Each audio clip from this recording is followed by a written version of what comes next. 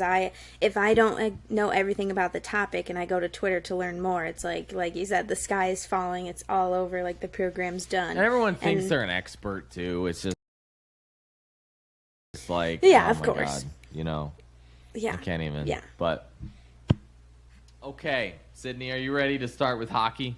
I am ready. Do it. Let's do it. Something that I know about. Yeah, right. I know about football, but like it's just I wish we had someone on today. Like I said, we had trouble with guests. Not a big deal, but we will trudge on. Let's go on. Hockey's in full swing. Actually, it's in the middle of a hiatus right now because of the exams and the holiday break. But Michigan State is now up to number 11. Trivia. Do you know the last time that Michigan State was ranked number 11 or higher?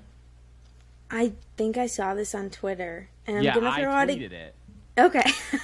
That's probably why. I'm going to throw out a guess, but I don't know if this is right. Is it like 2010? Yeah, it was October 25th, 2010. Okay. Which is wild to me. It's one question I did get asked on our message boards, actually, where you can go sign up and get a 30-day free trial if you use the promo code Spartans30.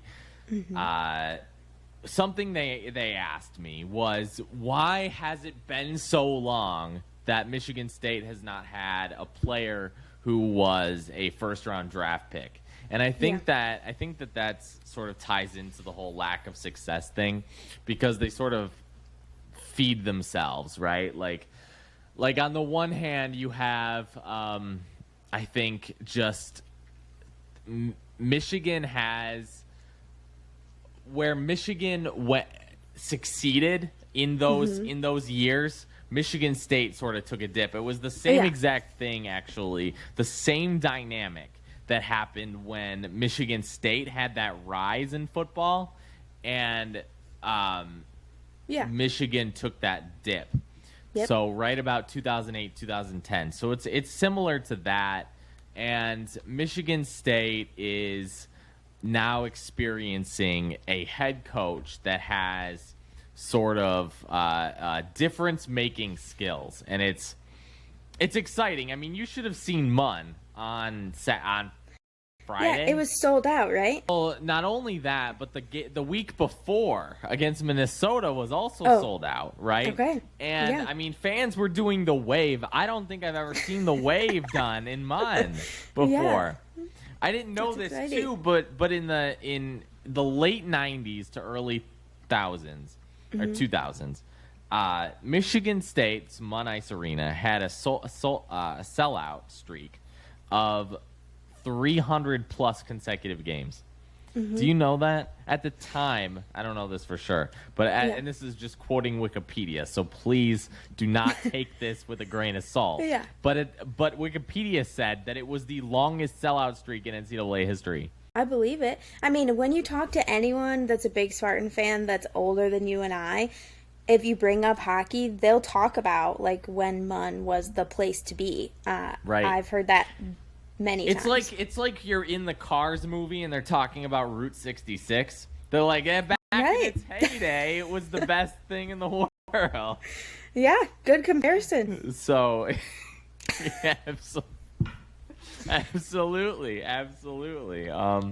But anyway, so if you want a quick update on Michigan State hockey, they're 12-7-1. Michigan State, do you know how many games they won last year? 12. Do you know how many? Yeah. And they've won as many as they've won this year. So it's crazy.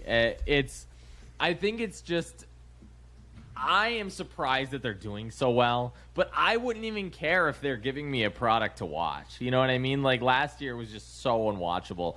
After January, they did not win. Actually, technically starting with January, they didn't win a single game in 2022 last season. Like after the calendar turned over, they won. Actually, it was one game. I was being dramatic. They won one game, and it was against Penn State, who also was not good. So it was a complete mess, and I can't believe that I had to sit through that. Well, now, all the time that you put in for that is paying off this year. because you get to sit through something way better.